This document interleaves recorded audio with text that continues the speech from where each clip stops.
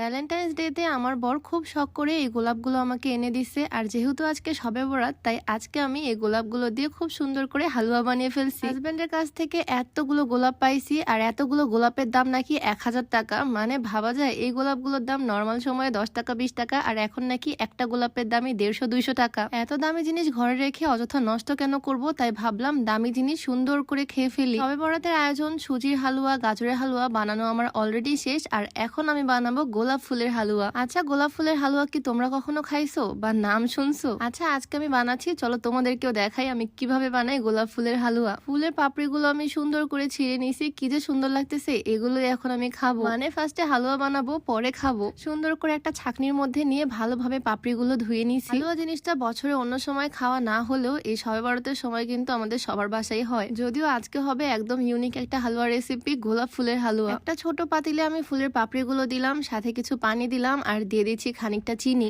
এখন ভালোভাবে আমি এই গোলাপ ফুলগুলোকে জাল করে নিব। গোলাপ ফুলে নিয়ে যাওয়া সবকিছু পানিতে চলে আসবে, আর আমি পিঠা বানানোর কালার দিয়ে দিচ্ছি একদম সামান্য পরিমাণে। কিছুক্ষণের মধ্যে গোলাপ ফুলের পাপড়িগুলোর রং একদম ফেডেড হয়ে গেছে। ফুলের পাপড়ি জাল হতে থাক, এদিকে আমি কিছু ড্রাই ফ্রুট নিছি, মানে বিভিন্ন রকমের বাদাম কিশমিশ আছে এখানে। এগুলোকে আমি ছোট ছোট টুকরা করে কেটে নিয়েছি। হালুয়াতে এই বাদামগুলো দিলে বেশ ভালো লাগে খেতে। আর আমার গোলাপ ফুলের পাপড়িগুলোর কালার জাস্ট দেখো, একদম লাল কালার থেকে হালকা পার্পল কালার হয়ে গেছে। তো আমার গোলাপ ফুলগুলো সুন্দর করে জাল করা শেষ। এখন আমি সুন্দর করে ছেঁকে নিচ্ছি। একটা বাটিতে আমি পানিগুলো আলাদা করে নিলাম। গোলাপ ফুলের এই মিষ্টি পানিটা দিয়ে এখন হালুয়াটা বানাবো। আর ভিডিওর মাঝখানে একটু বলে রাখতে চাই, তোমরা যারা উচ্চতা বাড়াতে চাও, লম্বা হতে চাও, তোমরা চাইলে এই হাইটেক্স ফর্মুলা প্রোডাক্টটা ট্রাই করতে পারো। এটা বাংলাদেশের বিএসটিআই কর্তৃক অনুমোদিত হওয়ায় কোনো রকমের সাইড এফেক্ট নাই। এটা হাড়ের বৃদ্ধির মাধ্যমে দেহের উচ্চতা বৃদ্ধি করে আর হাড়ের শক্তি বৃদ্ধি করে। এটা তোমরা Haven of Proven Beauty Facebook page থেকে পাবা। পেজটা আমার ডেসক্রিপশনে মেনশন করে দেওয়া থাকবে, আর নাম্বারটাও আমার স্ক্রিনে দেওয়া থাকবে। যাই হোক, গোলাপের পানিটা তো আলাদা করে নিছি, আর ছোট একটা বাটিতে আমি নিয়ে নিলাম বেশ খানিকটা কর্নফ্লাওয়ার, আর এটার মধ্যে খানিকটা গোলাপের পানি দিয়ে সুন্দরভাবে মিক্স করে নিচ্ছি। এই কর্নফ্লাওয়ারের মিশ্রণটা আমার লাগবে হালুয়াটা বানাতে। একটা বাটিতে সুন্দরভাবে কর্নফ্লাওয়ার মিক্স করে নিছি, আর এই কর্নফ্লাওয়ারের মিশ্রণটা এখন দিয়ে দিচ্ছি আমি মেন বাটিটাতে, যেখানে গোলাপ ফুলের মিশ্রণটা আছে। প্রসেসটা কিন্তু খুবই ইজি। এখন দেখা যাক এটা খেতে কেমন হয়, আর লাস্ট পর্যন্ত দেখতে কেমন হয়। গোলাপ ফুলগুলো ছিল একদম লাল টুকটুকে, আর এখন হয়েছে কিছুটা পিঙ্কিশ কালার। একটা প্যান চুলাতে দিয়ে পুরো মিশ্রণটা আমি ঢেলে দিলাম, আর এটাকে এখন সুন্দরভাবে ঝাল করে নিচ্ছি। কিছুক্ষণের মধ্যে দেখো কত ঘন হয়ে আসতেছে। কর্নফ্লাওয়ার দেওয়ার কারণে খুব সুন্দরভাবে ঘন হয়ে আসতেছে হালুয়াটা। ঘন হয়ে আসার সময় আমি উপর থেকে সেই কেটে টুকরা টুকরা করে রাখা ড্রাই ফ্রুটস গুলো দিয়ে দিচ্ছি। ড্রাই ফ্রুটস গুলো দিলে না খেতে অনেক মজা হয় হালুয়া। আর ফ্লেভারটা যাতে সুন্দর আসে, তাই আমি 1 চামচ ঘি দিয়ে দিচ্ছি এটার মধ্যে। আর এখন যে কাজ সেটা হচ্ছে সুন্দরভাবে নাড়তে থাকতে হবে। নাড়তে নাড়তে একটু ঘন বানিয়ে ফেলতে হবে এটাকে। যত বেশি ঘন করা হবে এই হালুয়াটা, তত সুন্দরভাবে জমবে। অনেকক্ষণ ধরে আমি নেড়ে চেড়ে ঝাল করে নিছি। আমার আর ধৈর্য